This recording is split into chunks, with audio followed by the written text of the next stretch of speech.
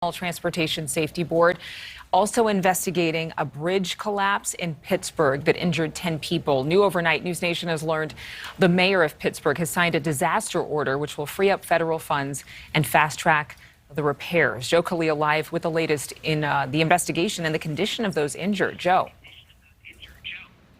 Yeah, good morning, Adrienne. We do have a bit of a good update. We know that of the 10 people that were injured, 4 had to go to the hospital, and we know that we've been able to confirm with the hospital in Pittsburgh that 3 out of those 4 have now been released. So that is good news. We're hoping and wishing the best for that one other person. As you mentioned, the emergency disaster declaration, that was big news as well. The NTSB is continuing to investigate, but it may actually take them well over a year, Adrienne, to figure out what actually caused this. But take a look at the images, and they were really jarring from Friday after this collapse. You can see that there were cars that were still on the bridge when it quite literally collapsed on its own weight. And, ironically, President Biden was in the area that day to talk about, of all things, the infrastructure bill that is supposed to be giving money and funds to improve road projects and bridges, just like this Forbes Avenue bridge that collapsed. He made an impromptu stop at the site just moments after.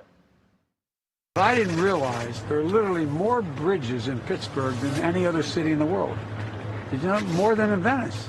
I knew there are a lot of bridges. I had no idea that. And they're gonna fix them all. Not a joke. This is going to be a gigantic change.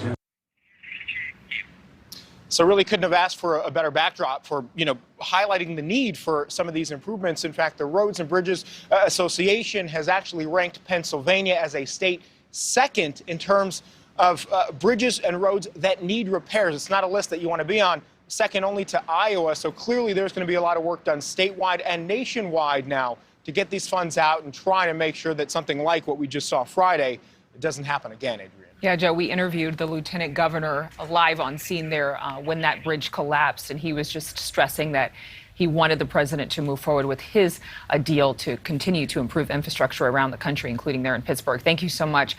Thank you so much for watching. Make sure to click on the red subscribe button below so you can get more of NewsNation's fact-driven, unbiased coverage.